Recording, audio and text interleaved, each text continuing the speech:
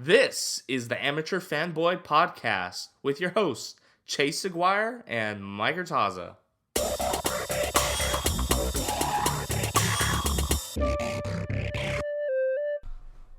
Hey guys, we're back. It's a fun Friday, ending the week, going into next week, which will have more teams, starting camp.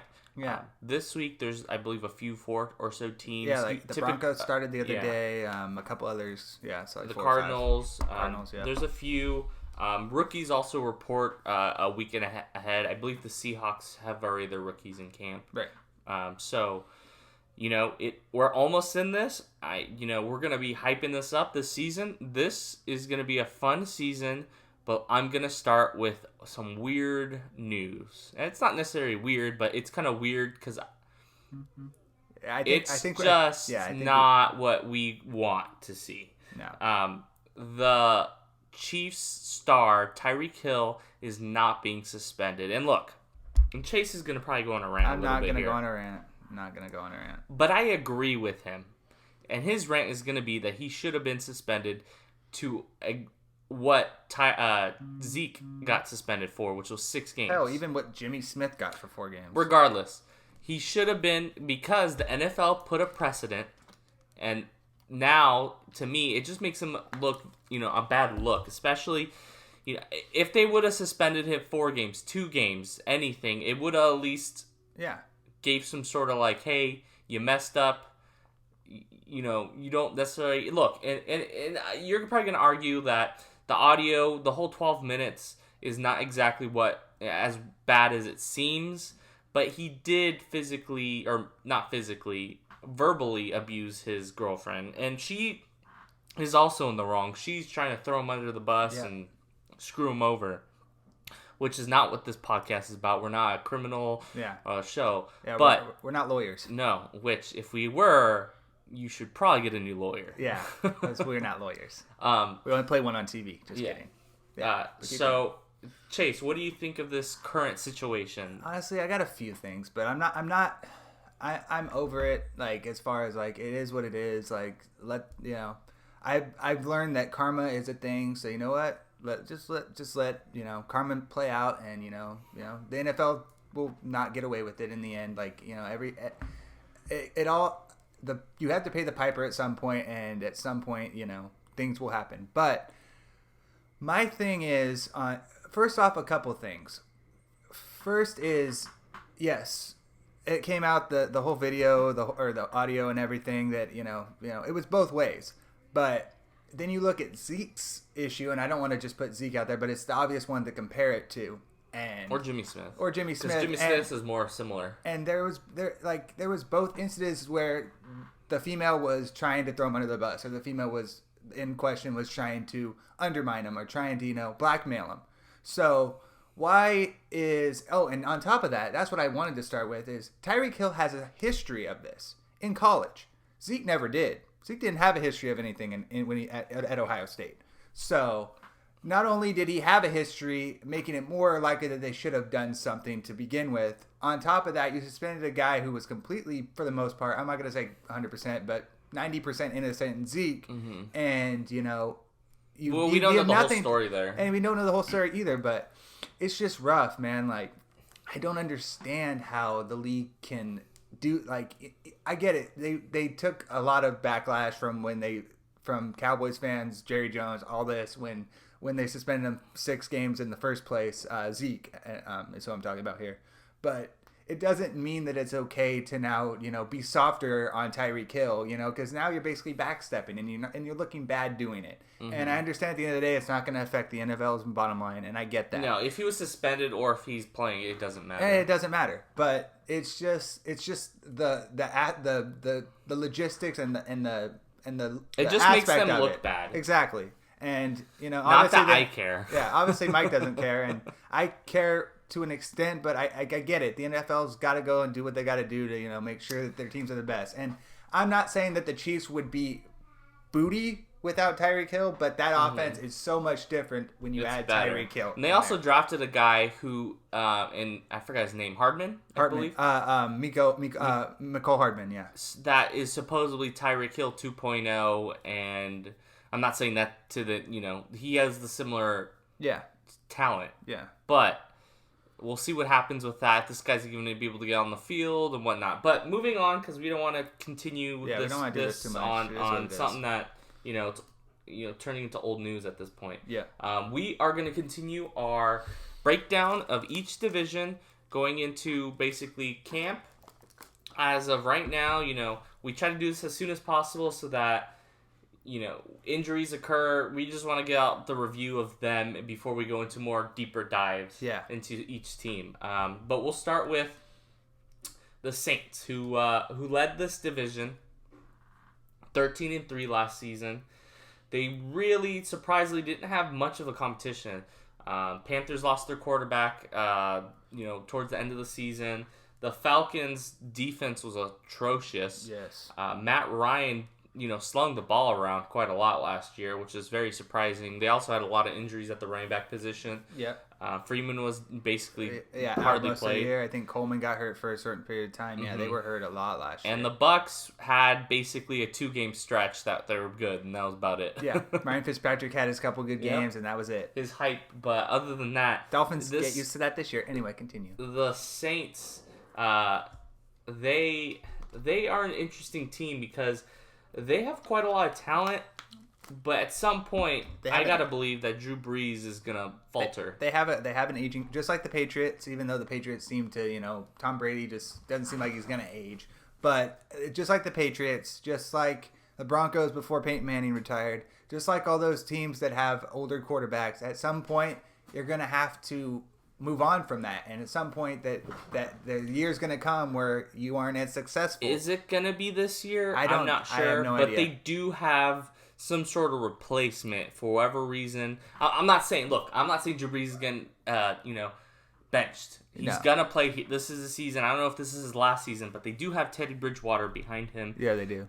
They have Tyson Hill, who's kind of basically a modern Tim Tebow in an offense, creative offense, and know how to use him. Best analysis of him. And that's crazy to me because if Tim Tebow was just a decade later, or maybe half a decade later, he or on the right team, and not some crazy amount of. He was ahead of his time and not in a good way. Yeah.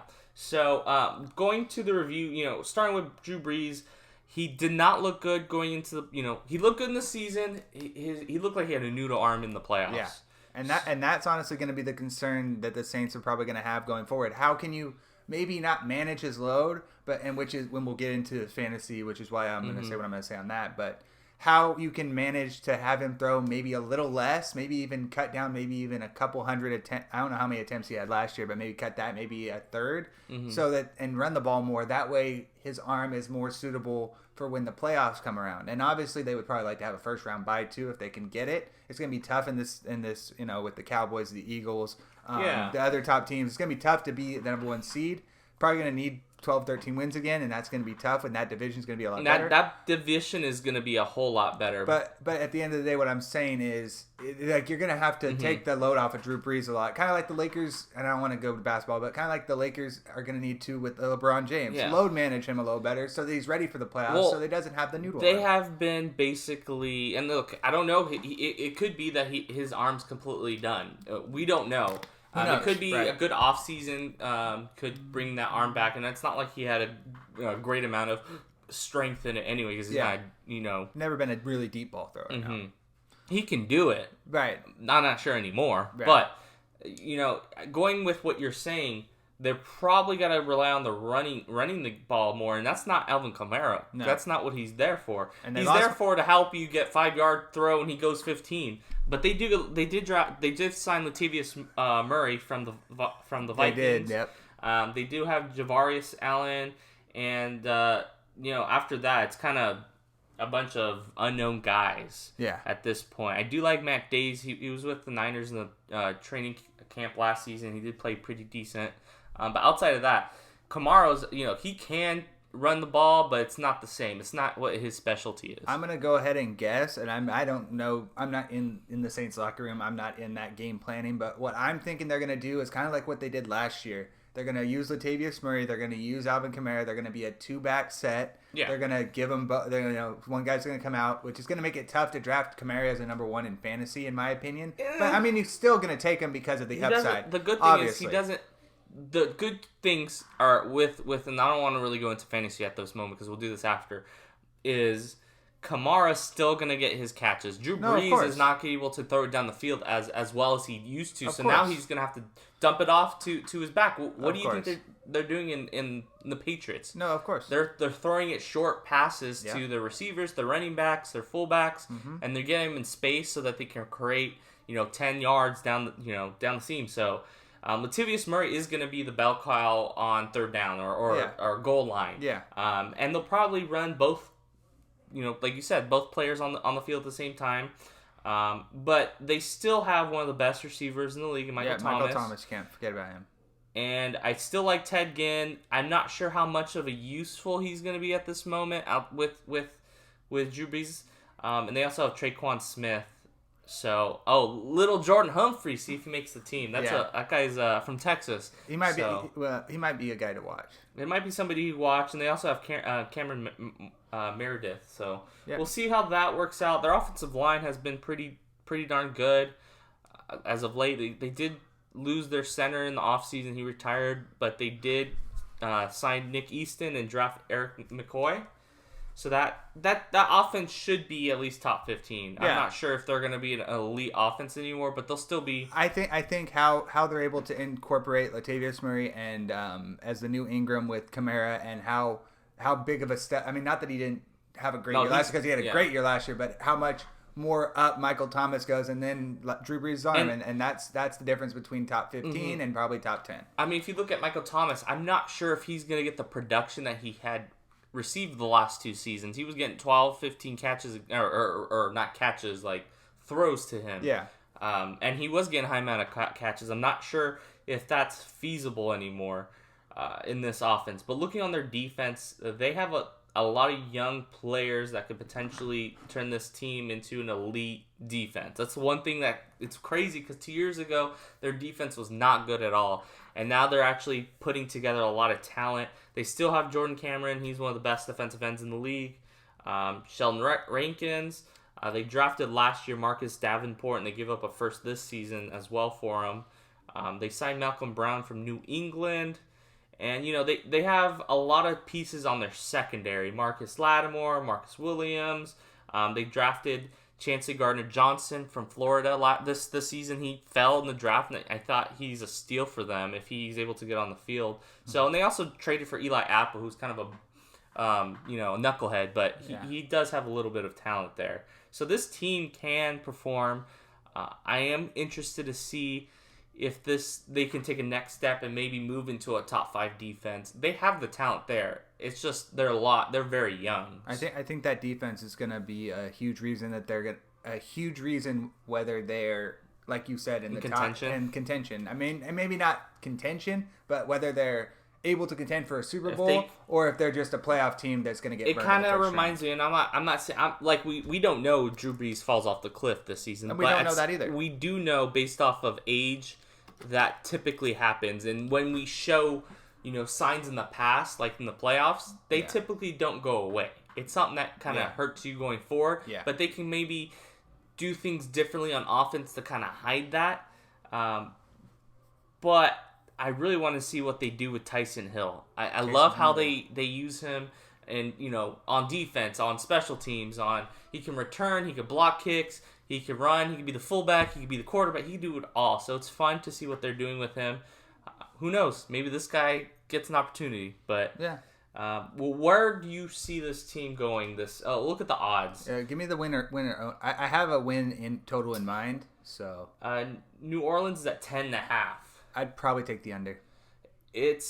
I think they're that's a hard division. I'll take the under. I would take the under. I think the winner probably is around 10 wins. Yeah, so definitely not 13 wins like last year. I think it'd probably 10 or 11. I think they had There's a slight. Did they have last year?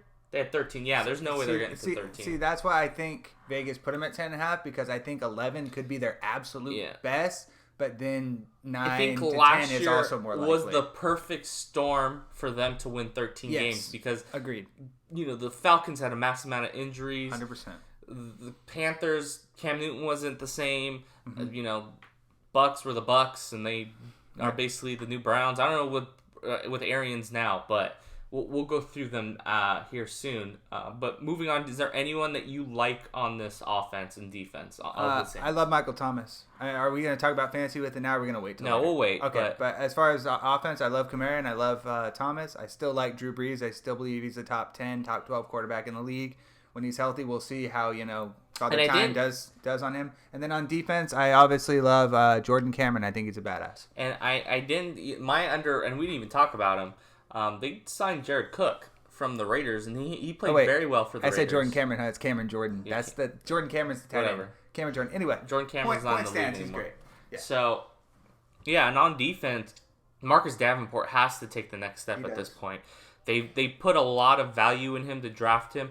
He needs to come in and start producing. So that's with that. So moving on to the Falcons, and they were 7-9. Their offense was basically keeping them in games. They won games because of Matt Ryan, and it's not that great of he was throwing interceptions, but he had a lot of yards thrown last season. Yeah. That defense was injured all over the place. Their secondary everywhere.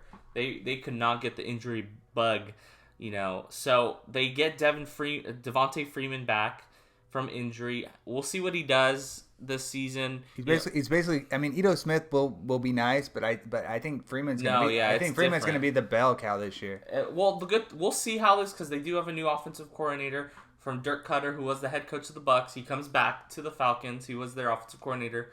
I feel like twice. He always leaves and comes back for some reason. Really, it's going to be on Matt Ryan to be able to get that ball to his receivers. He has a lot of talent on that field with Calvin Ridley, Julio Jones, Mohamed Sanu, if Mohamed Sanu makes the team. And, they have a decent offensive line. Alex Mack, Jake Matthews.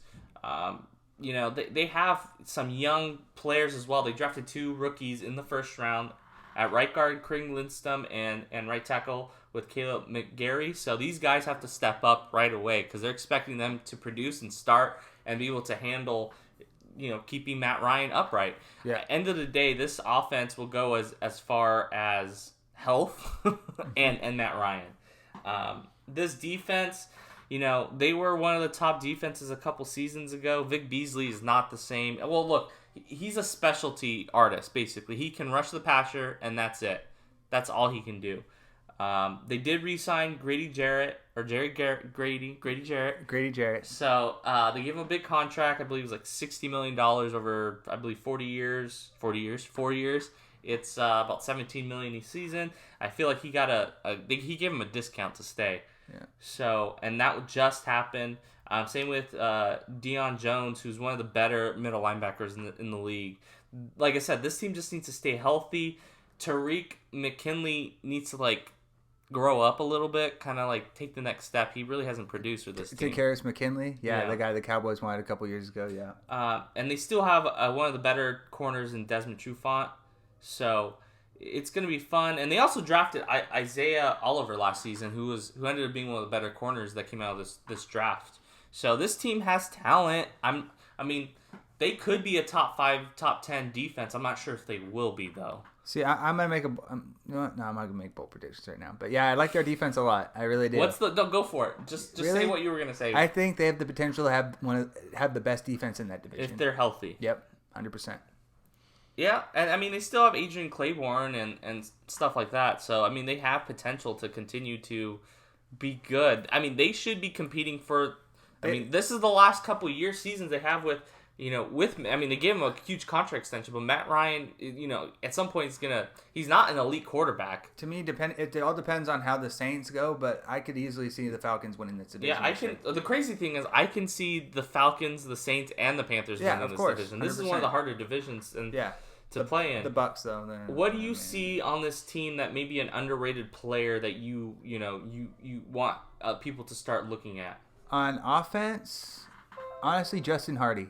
I think he showed a lot last year when there was injuries that he can make plays and that he can be a deep ball threat. I think he could probably be the replacement for Mohamed Sanu. Obviously Sanu may not make the team like you said, so I would think that he has a chance. But also Calvin Ridley, obviously. Yeah, he had like 10 touchdowns last season. He's huge. He was a big red zone target for Matt Ryan last year, and obviously I think they'll try to incorporate him more this year. It'll be interesting, and again, Austin Hooper. I'm not saying I like this guy, but because he's as slow as molasses, but he's he does as much as he possibly can for this team. Yeah. On blocking, catching, everything. There isn't, outside of the stars, I don't really see anything that's any value here. You know what Calvin Ridley can do. You know what Julio Jones can do. Yeah.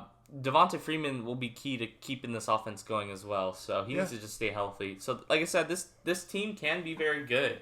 They can be competing for in the playoffs, and they should be competing for this division. I will give you the. I think this. The win total last thing I'll say while you look at the win total is I think this offense will go as Matt Ryan goes.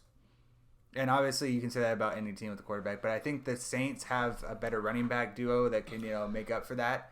We'll see if Freeman can, but I think and Ito Smith, but I think Matt Ryan's going to need to throw a lot and hit Julio and his targets for them to be successful. They're at 9 wins in the over/under. I will probably take the over on that one. I think they can be a 10-11 win team. I think one of them or the Saints going to be a 10-11 win team. I would probably lean towards the Falcons right now, just not knowing if Breeze is going to be the same Breeze, and losing Mark Ingram on that offense. So I think they can hit 9 wins or 9 or 10 wins. So I'll take the over as well. I agree. So moving to the Panthers, they somehow ended up 7-9. Yeah. This team is an interesting team. It really, at the end of the day, it's going to be based on Cam Newton. Like I said, unfortunately, all these teams. Cam Newton's got to stay healthy, and his shoulder needs to be healed. He went vegan this offseason. He's done a ton to, try to be healthy. This is an important season for him. If he doesn't produce, if he isn't healthy, I can see them getting rid of him. Yeah. I'm not saying that I like Will Grier, but they give him if he gets an opportunity, who knows what may happen. They could be looking to draft a quarterback in next year's draft to go behind Will Grier. And and I still believe in Cam Newton, so we'll see what happens. He does need to take the next step and stay in the pocket and maybe not run as much. Agreed. They did draft DJ Moore last year, and he looked pretty decent. He really has to step up because there's not really anything else on this receiving core. I'm not a big Chris Hogan guy. I'm not a big Torrey Smith guy. I love Chris Hogan.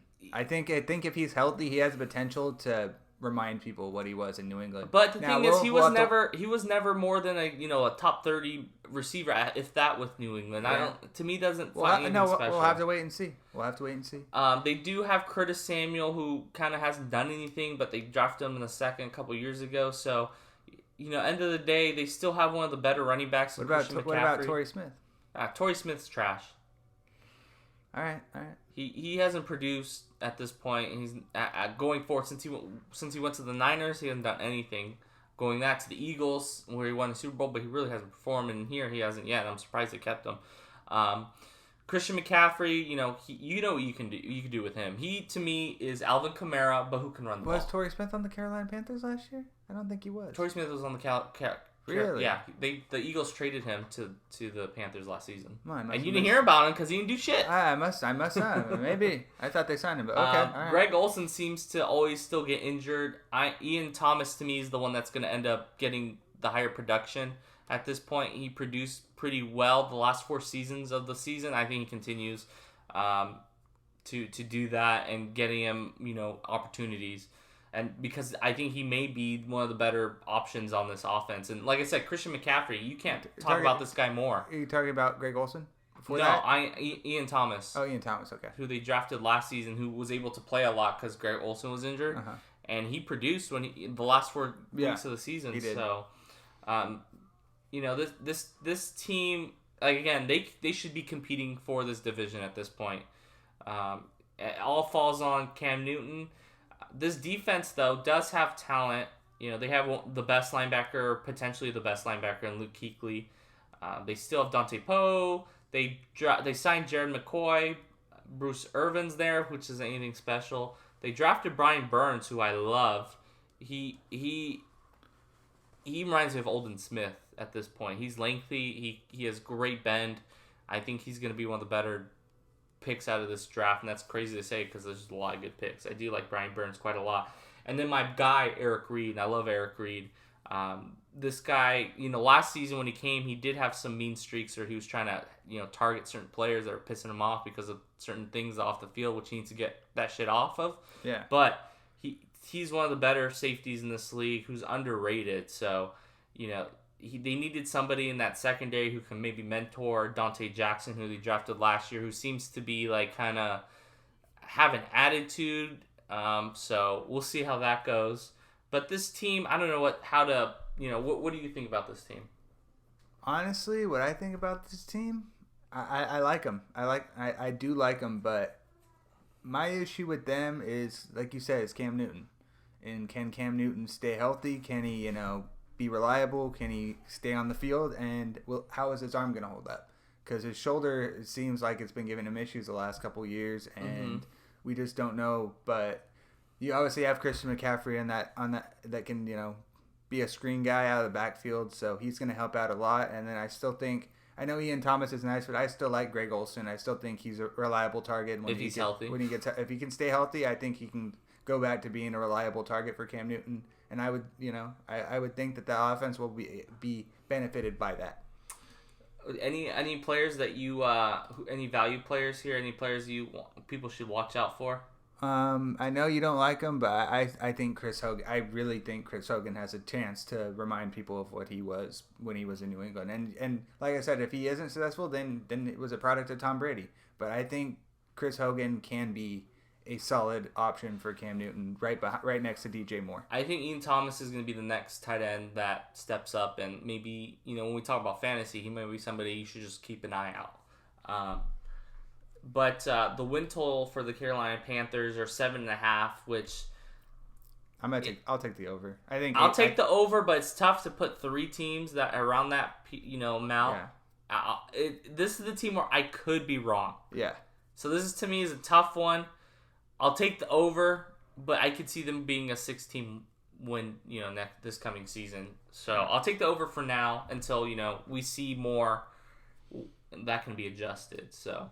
Lastly, the terrible Tampa Bay Bucks. Yep. They are continuing this experiment with Jameis Winston, and now he goes into an offense that basically fits him to the T. And if he can't produce there, then he shouldn't be in the league. Because I don't know what better of a head coach than Bruce Arians for him. Did I not say that they should draft a quarterback last year? Sure, but those quarterbacks to me didn't really fit Bruce Arians. And I know, but I mean, I don't know, man. Maybe Locke. Maybe they should have took Locke in the second. I just think this team could end up being a very, very, very, very, very unfun to watch. I don't know, because they have a lot of weapons, and that's the thing. There's a couple concerns here. I'm not sure what O.J. Howard is in this offense. Bruce Arians has never produced with a tight end at this point that. So he just he passes to his receivers. So they usually stay in and block. So O.J. Howard's on top of Mike Evans. Maybe play him out on the slot. I don't know. That's one guy who's got to do, like, I know he had flashes last year, but he's got to show top fucking target. Top. I will say top receiver potential. I know we're not talking about fantasy, but if I was gonna take a quarterback really late that could potentially be a surprise, I do think it could be Jameis Winston. He did produce this season when he played in certain circumstances. Things just didn't produce very well. So, if you were going to say, I wouldn't be surprised if he had a good year and they did resign him, which I'm not sure how you do that. You probably you just franchise him. I wouldn't give him a long-term contract at this moment. I don't like any of the running backs. Peyton Barber's as average as you possibly get. I do not believe in Ronald Jones. He did gain a lot of weight to kind of take more of a bigger back. So I don't like anybody on this, this running back on the running backs. of course, we know about Mike Evans. We knew about Chris Goodwin. So O.J. Howard, Cameron Brate, they have a lot of, potential. This offensive line just needs to be good for them. Anything you see on this offense? To me, it's going to come down to Mike Evans being a number one receiver. I think Mike Evans has. This is his year. He's got to go out there, and if Jameis Winston's on the field, he's got to go out there and ball. And he's got to earn his contract. And I know exactly. And I know we're not talking about fantasy right now, but he's one of those guys that I would like to have in fantasy, but I'm scared to take him too early because if that offense is a pooper, then Mike Evans isn't going to do much.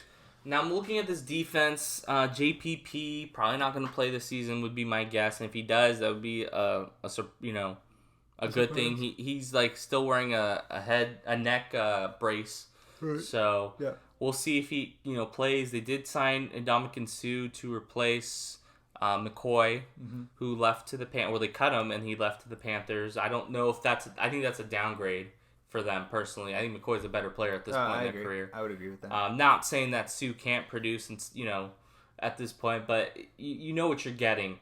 They did draft Vita Vea last season, which I don't know why they drafted him. And, they traded back I believe one time, and then they drafted him, but he's kind of just a nose plug DN or defensive tackle, which is not something you draft in the first, like what the Giants did this season. Yeah. They have Carl Nassib from the Browns, who from last season they had him on there too. Noah Spence, who needs to produce because he's I believe a second round pick from 2 seasons ago.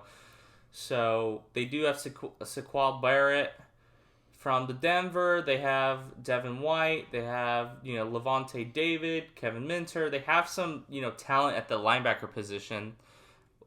And I think the Bucs have the potential to be one of the worst defenses in the league this year.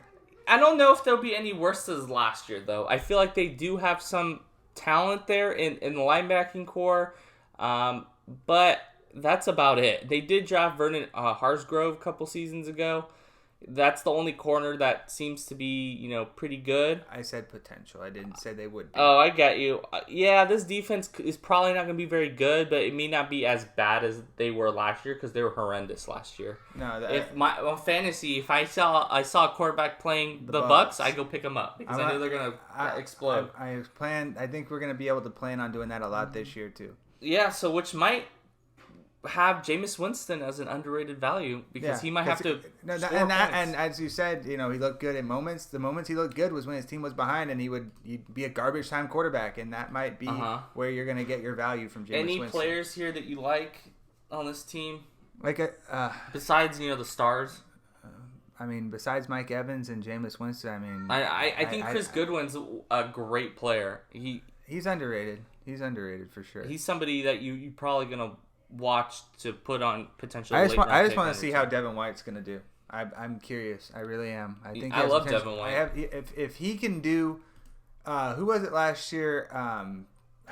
The linebacker that did really well. The Colts. Denarius. If he can have that kind of a year, then that defense could end up being better than some people expect. Because that Leonard was a huge reason why the Colts were a good defense last year. The Bucs. Over under at 6.5. I'll take the under because I think somebody's got to be bad in this division. No, easily under. I'd say 3-4 wins at best. Yeah, I don't. Maybe 5. I could see them pulling out 7, but I just don't see it. There's too many. I think there's other teams are so good that I don't see them. If you had to tell me 6 or more likely they win 6 games, or more likely, or 6 or more games, or more likely they win 6 or less games, I think it's way more likely. Of course, that's why I'm taking the under. Yeah, that's what I'm saying.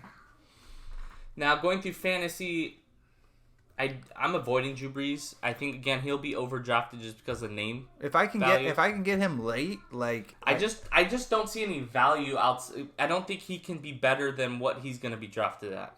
I think there's going to be better value at quarterbacks later on. Okay. I'm not going to give up on Drew Brees, but I'm also not going to draft him hella high. I'm not going to draft him as one of the first 5. Maybe even 8, 9 quarterbacks. But if he's like the 10th, 11th quarterback back off the board, and I have a solid think couple running backs and a solid few receivers, I would take him. I think he'll end up being like the 6th or 7th quarterback. I think that's... Like I said, I'll take him in the 10th, 11th quarterback. If he goes before that, then they'll let the other team. Yeah, let the other team do that. Michael Thomas, of course, he's one of the top receivers. Yeah. He'll still produce as a top 5 receiver. I think he would be, after DeAndre Hopkins, be the second receiver I'd want in fantasy. Alvin Kamara, I'm not sure if his production will take any hit, but he's still, first round running back, top 5 running back. He'll his value might go up because Drew Brees is probably going to throw a lot more, little screens to him and different things. So I think after, and he might actually get opportunity to run a little more. I'd say after Zeke and Barkley, he could be the third best running back. I'd probably take Christian McCaffrey over. Oh, and McCaffrey. Sorry, forgot about McCaffrey. Is that what you just said? No, I said I forgot about McCaffrey. McCaffrey too, but those are your 4 right there. That if you get one of those, you're happy. I think this defense is is going to be a value defense. This is a defense that might turn out to be one of the better defenses in this league. They're probably not going to be drafted as high as maybe the Bears, or I don't know who's drafting defenses really high. I literally draft my defense as one of my last 2 picks every time. So moving to the Falcons, Matt Ryan. Be honest with you, I think I might take Matt Ryan over Drew Brees in fantasy at this point. I would. He had 4,000 yards last season. Yeah, I would probably agree with you there. And if he could bring down the interceptions, he has a better offensive line. He has a lot of weapons. So I'm not saying Drew Brees doesn't, but Matt Ryan still is, hitting the outside of his prime. If you had to have one, who do you want? Julio Jones or Michael Thomas? If it's a PPR, I'll take Michael Thomas. Also, Michael Thomas scores touchdowns. Julio doesn't. Yeah, so I'll take Michael Thomas. I would agree 100%. But it's not that far off. No. Calvin Ridley, sticking with Julio Jones, still top 5 receiver. Yeah, he'll still go top 5, top 6. Yeah. Calvin Ridley still he'll probably produce touchdowns to what Julio's not doing. Yeah. So he might be somebody who gets you value. What I see Julio being nowadays in his career is literally the guy that's able to catch a couple deep balls for like 50, 60 yards, maybe a couple little slant patterns, but for the most part, is the guy that's going to get more yards than he does touchdowns. Yeah, he's always kind of similar. He always kind of that's how he gets his value is 100-yard games. Mm-hmm. Yep. In fantasy, and that's kind of scary because I like touchdowns. And that's what scares me about Mike Evans too. I believe he's similar. Mike Evans does have potential to be to get more touchdowns, but after what I saw last year, I'd be scared for that. But of those 3 between Julio Jones, Mike Evans, and Michael Thomas, I think Michael Thomas has the potential to end up with the most touchdowns. Of those 3. The good thing is he gets a lot of receptions. That's what helps, especially in full point PPR. You're talking about Michael Thomas? Yeah, Michael Thomas. Of course, yeah. With Austin Hooper, he's as boring as a tight end you can get, but look, he's one that will produce one big game, and then he'll have a couple small ones, and then all of a sudden he'll have one big game, and then have a lot of small ones. If there's a league where you have to have a tight end, and in my rookies league we do need to have a tight end, he's one of those guys that you can take as one of your last picks. Oh no, I would fill it in there. He's kind of a player that I'm, there's a bye week, I sign him and I cut him. We have that's what I'm saying. We have waiver wire in our league. Devontae Freeman. He should have the opportunity to get more carries, but I do expect Ito Smith to continue to be that number 2 back, kind of what Coleman was. So, again, Devontae Freeman he's probably a 2nd-round running back at this point. So, he just needs to stay healthy. This defense is somebody that you can potentially start. This is a good defense. Yeah, I would agree. So, anybody any underrated fantasy players that you see here? Honestly, the only one I really see is... Shoot, I don't really see much. I think everybody... who's going to produce. There's too many receivers. Like, the top 3 receivers are... I think Devontae Freeman will have a bigger year than people expect, but if he's healthy. If he's healthy, but I still don't know that I would take him more than my 2nd running back or my flex. Mm-hmm. The Panthers. You want to go through them? Yep, let's do it.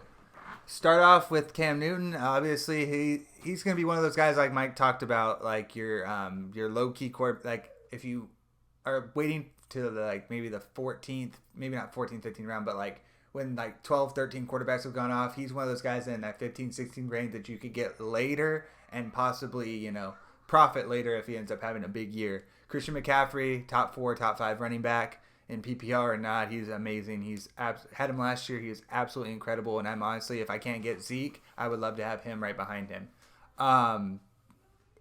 Wide receiver wise, DJ Moore is nice. I think he's a top 25, 30 wide receiver in fantasy. He can be up there. He has upside, but we got to see how Cam Newton does. I think McCaffrey has a little more upside in that offense because of the dink and dunks, and who knows what Cam Newton's shoulder is going to be like. And then I'll round it off with I think Ian Thomas and Greg Olsen are going to be a nice 1-2 punch in tight end. As long as Greg Olsen stay healthy, they could throw 2 tight end sets out there, and that could be really nice. This defense able to start, or is it kind of week to week? I would say it's a week to week depending on the team. If they play a team like the I know we just talked about the Bucks, but if they play a team like the Bucks, or they play a team like maybe depending on how the Jaguars end up looking, maybe like the Jags or like one of those lower key offenses, maybe you start. But if they're playing, they're playing the Falcons, the Saints, you're definitely if they're playing a team with a top 5 offense like the Cowboys, Eagles, Saints, Rams, any of those teams, you're not going to start them. My only quirk is I think Cam Newton. It just depends on how he is. If he's running the ball, he's a top 10 quarterback. If he's not running the ball, he doesn't have any weapons. I think we've always talked about fantasy and all these and the offense stuff, but I don't think we've ever talked about kickers. Oh, I kind of take them out completely. I completely remove them now from my fantasy leagues. We don't do kickers. Oh well. If aren't you lucky? The best thing you can do to your fantasy league is to convince your commissioner to get rid of kickers. I'm gonna try to convince. I think I can do it in a rookies league, but I don't know if my dad will do it. It's the dumbest thing because sometimes you'll get a kicker who produces 8 points every game, and then all of a sudden they'll go off for 30, and that kind of screws you. Yeah, I think it's the best thing is to get rid of a kicker and add a flex position. An extra flex. I'm actually going to bring that up to my dad. Good idea. I'm going to bring that up to my dad. If he's not listening and doesn't hear this podcast, I'm going to definitely bring that up to him. Get rid of the because we always have a thing, right? Sorry not to go off too much because we still have one more team to cover, but every year we have, right before the draft starts, we have a meeting of, hey, do we want to make any changes? Yes or no? And then we vote on them, and I'll have to bring that one up this year. So then let's go to the Bucks. I will do it because Mike is over there fiddling or whatever the hell he's doing. Okay, Mike's got it because I couldn't figure out the mouse. Go for it. So we're going to start with Jameis Winston. Like you said, I think him and Cam Newton, at least in this division, are 2 guys that I'm like, if I can get them later on and maybe even a backup guy to my starter that I draft early. If you draft someone early-ish in like the top 6, top 7, and there's value there, then maybe go for it. Other than that, I would probably, not try to take Winston for a while. But I do like Mike Evans. I think he's still a top 10 receiver. I think, if you can get him 7th, 8th receiver off the board, do it. Like, you definitely should. I think he has potential to be that good, but I got to see more touchdowns from him. Now, at this running back, are you staying away from these running backs? 100%. Yeah. I will only take Peyton, maybe. I would take Ronald Jones. I would only take Ronald Jones maybe as a guy off my bench to flex. He might be one of my last players that I would draft. They would be more of a plug and play if I need a bye week. It would be more if this guy gets the carries, then I want him. I want to already own him, but I just don't believe that he's going to be any good. No, 100%. I think, and the problem is Peyton Barber is as boring and average running back you possibly have. No, I know. I had him on my bench last year. He was garbage. And not that the Bucks don't have money, but I really thought they were going to go out and try to get Coleman or Bell, somebody to plug in that you can, I thought they definitely should have gone after Coleman. Well, even Bell. Well, they didn't have the money. I thought Bell was only going to sign with like the Jets or one of those top teams that wanted to pay him. I think they could have gotten Coleman. Yeah, they could have. The Niners got him really cheap. I believe it was like 2 years, $5 million. That's what I'm saying. They could have definitely had him. He's better option than any of these backs, but I'm not exactly sure what they're doing here. Maybe they'll really try to push Ronald Jones. That's why I think I would take the chance on him if I had to.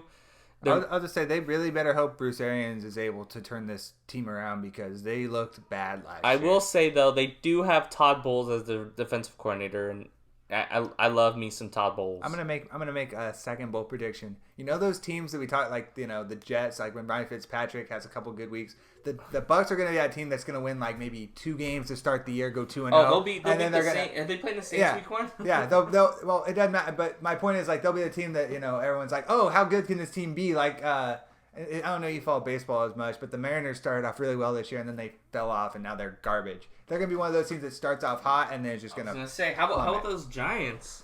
Yeah. I will say this is July.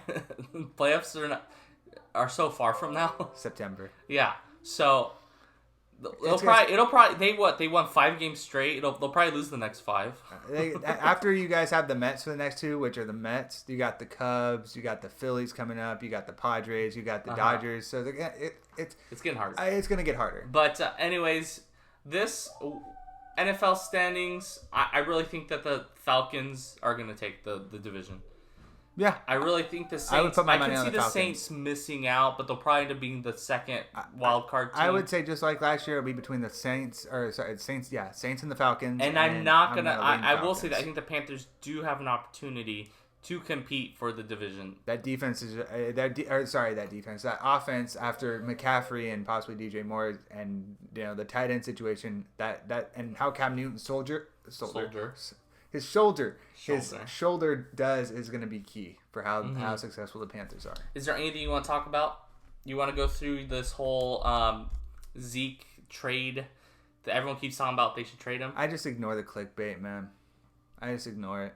No, you don't. I see you tweeting about it all day long.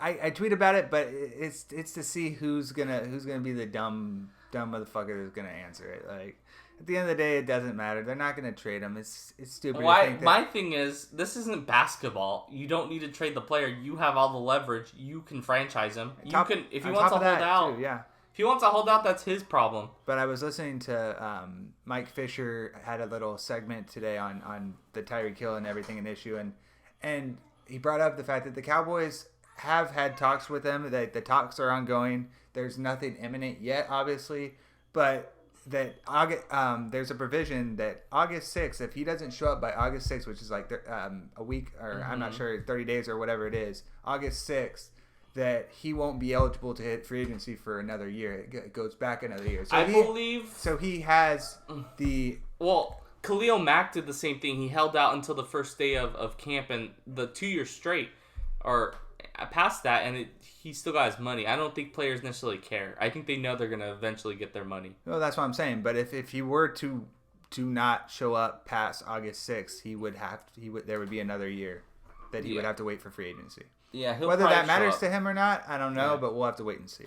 I would assume that Jones, from the rumors that from drafting, they didn't want to draft Zeke. Everyone else in the front office, but Jones really pushed to draft him. Yeah, no, the other guys wanted Ramsey, and he went hard after Goodell for Zeke. I can't imagine him trading Zeke at this point. And that's actually another thing that I just remembered that he also said. I'm not trying to pump Mike Fisher too much, but he said that, like, look, Jerry said he's going to be like, hey, look, I went to bat for you here. I helped you here. I had your back here.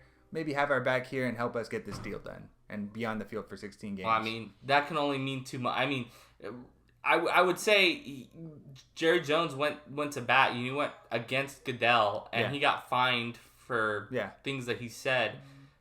And Zeke hurt the team last year, missing 6 games. I think they figure something out. I think Zeke probably ends up being the first player who gets re-signed out of this honestly, group. I'll say by this time next week, I think we have a deal.